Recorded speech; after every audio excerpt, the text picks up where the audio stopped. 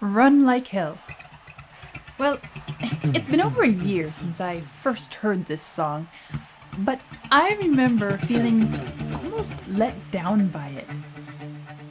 The title had me expecting some sort of high energy, frantic, chase like piece of music, but instead, well, the ostinato is too light, too nimble, and too static to conjure an image of running.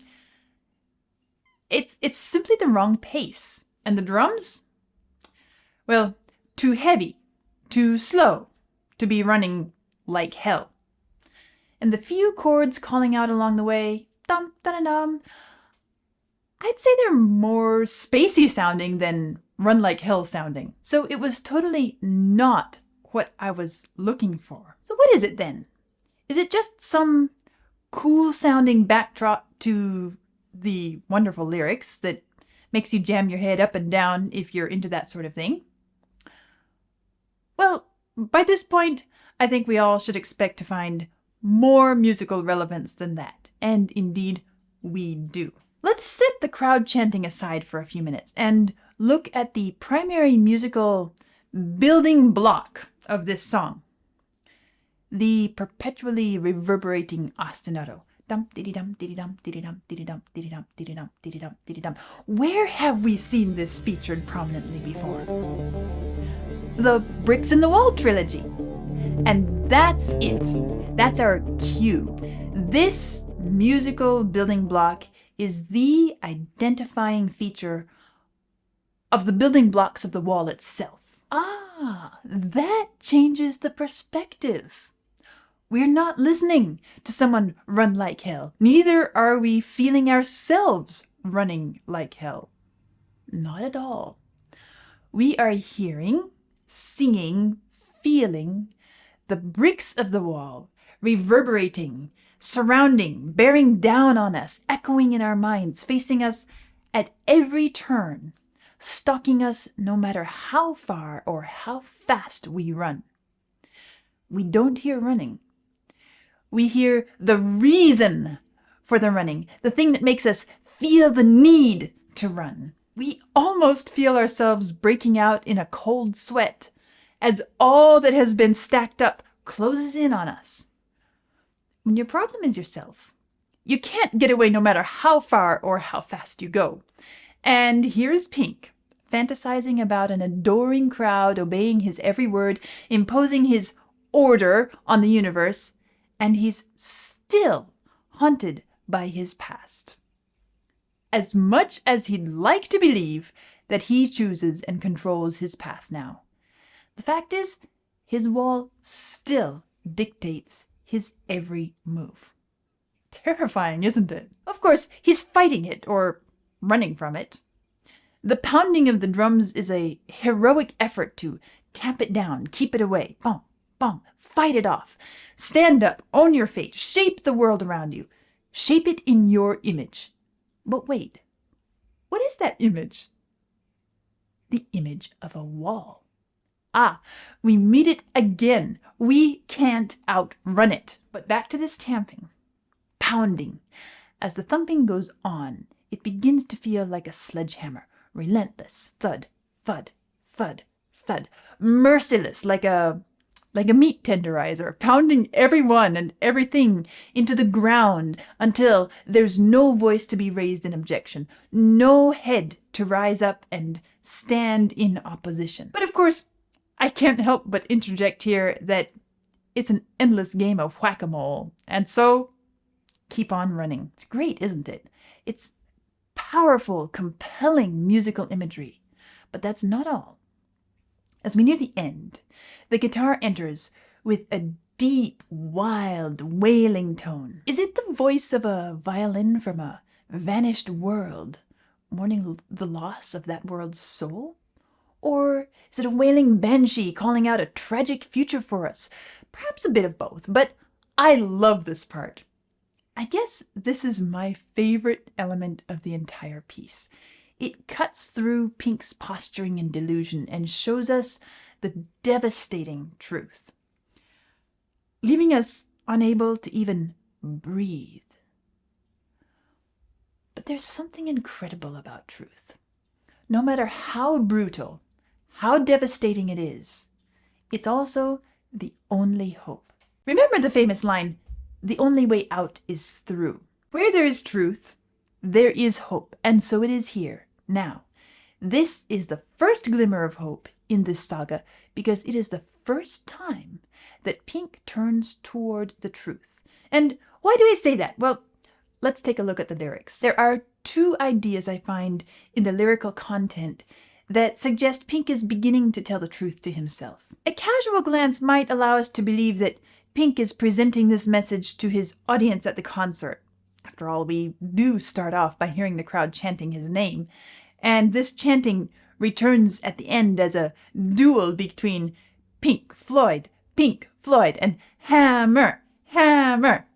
But a more careful look lets us see right away that this is less about Pink communicating to his audience and more, far more, about Pink's inner life. Not surprising, since nearly all this story has been an inner one. We sense a shift in his thinking just as soon as the "run, run, run" begins, which is quickly confirmed with the entrance of the second person, you.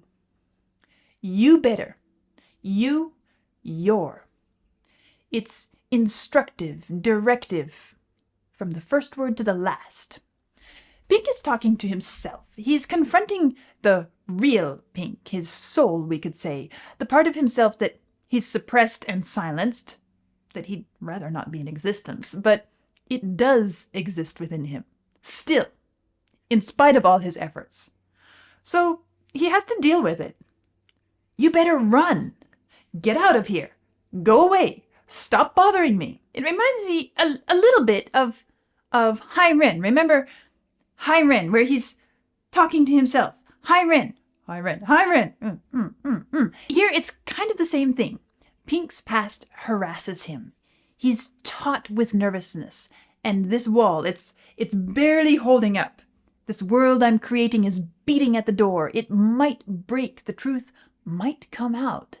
Keep your dirty feelings under lock and key. There's a part of him that cannot be vanquished. He tried. He'd like to get rid of it forever, but the best he can do is keep it constantly on the run.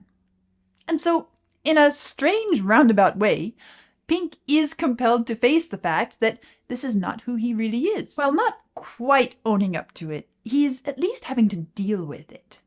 In other words, he's kind of being forced to look truth in its face. Secondly, isn't it interesting that he's no longer blaming others for causing him to suffer? He was once a victim. Now he's the perpetrator. And pleased with his power to destroy, he is the hammer. He is the one threatening the destruction of walls, doors, behind which one is supposed to be safe. He is now the embodiment of those people who destroyed him. I like the fact that all this is presented in such a way as to mimic the fascism of the Nazi regime, and yet the chant is saying, hammer, hammer, hammer. Doesn't it remind you of the hammer and sickle? And so it's a conflation of both fascism and communism, communicating the crucial message that authoritarianism and dictatorship is destructive no matter what garb it wears. And if that message were ever important in the past, it is all the more important now. It doesn't matter by what name, in which political, religious, or traditional garb it comes. It doesn't matter the size of the regime, the degree of the influence, or the personality of the perpetrator. It can as easily be an unknown person imposing their will on a single other individual, or it can be all the way to the most powerful person on earth. Regardless, it's evil. It's destructive. And here is Pink, owning this path that he's chosen. No longer playing innocent victim, but assuming the role of dictator and persecutor. In other words, owning the truth about himself. Now, looking at how the lyrics are presented, musically speaking, it's worth noting the echo, the reverb, which is applied to the voice. And in fact, when I sat down to really get to know this piece, I debated with myself, what is the real fundamental musical feature of this piece? I finally concluded, as I've stated at the beginning of this video, that it's the ostinato. But the other competing feature is this, the reverb. It's all over the music. It's in the voice, it's in the ostinato rhythm, it's in the chords that call out from time to time, and it establishes this idea of the past echoing, pursuing, haunting Pink as he tries to run from it. Actually, although it's only Roger Waters singing on the album, I learned, as I was preparing this in-depth analysis, that in concert, Waters and Gilmour would trade off lines, and in some ways, I wish they did that on the album too, simply because I think it's a wonderful representation of Pink's dueling personalities here. Oh well, the echo effect does a great job of conveying the message. The past is out to get you, so you better run. Now, this is one of those pieces that I'm really glad I heard before I saw the movie, because the movie scenes here are so powerful that we almost lose awareness of the music having its own message. But now that we have the musical message clear, let's bring the movie into the equation as well. Still from the musical perspective. Notice how the whole piece starts out with the guitar sounding like a revving engine. It's as if we're hearing someone say, "All right, we've been sitting here talking and planning, but that time is over. Now it's time for action." Going back to what I said at the beginning, that the music doesn't quite fit a running pace, I guess this revving engine is the closest thing we get in terms of conveying that kind of run-like-hell urgency. I appreciate how the movie picked up on this cue. Most of the song has scenes flashing across the screen so rapidly that it's tricky to process all the visual details that are screaming past our eyes, and there are a lot of details that are worthy of attention. But we clearly get the message that this is a time of acting on the beliefs laid down before. First and foremost, these scenes reinforce what we found in the music about the past bearing down on Pink. There are clips of all the brick moments woven through the other scenes, strengthening the message, even honing it a bit more sharply, so that we understand it's not just the fact that the past is getting in the way of your life now, but it is your life. More precisely, it is you. You are the evil teacher. You are the system that is forcing uniformity, conformity, without mercy. And of course it's an eternal truth that that kind of person has an abundance of dirty feelings tucked away inside, which, in a healthy context, would be perfectly natural and appropriate. But the wall always makes what is good into evil. It transforms the pure into the dirty, the beautiful into the nasty. It perverts everything and everyone. And the visual imagery, everything from the scenes reminiscent of Kristallnacht to the violent assault and violation of the couple in the back of the car to the orchids becoming scorpions and everything else in between, all of the movie scenes cut to the core message of this song, which is guilt breeds violence. And a society which is made guilty is a society that will soon destroy all that is good and pure and right, and will do so with a zeal unmatched by even God himself. It's a fact of human nature. No one is immune. We each have the capacity to become Pink and his mob. It's the dark side of humanity. It's our dark side. But just as I said a little bit ago, there's beauty and hope in truth. And that means that we each have the power to eliminate violence, to restore to the world life and love by removing the guilt which causes it. That is why forgiveness can be so incredibly powerful.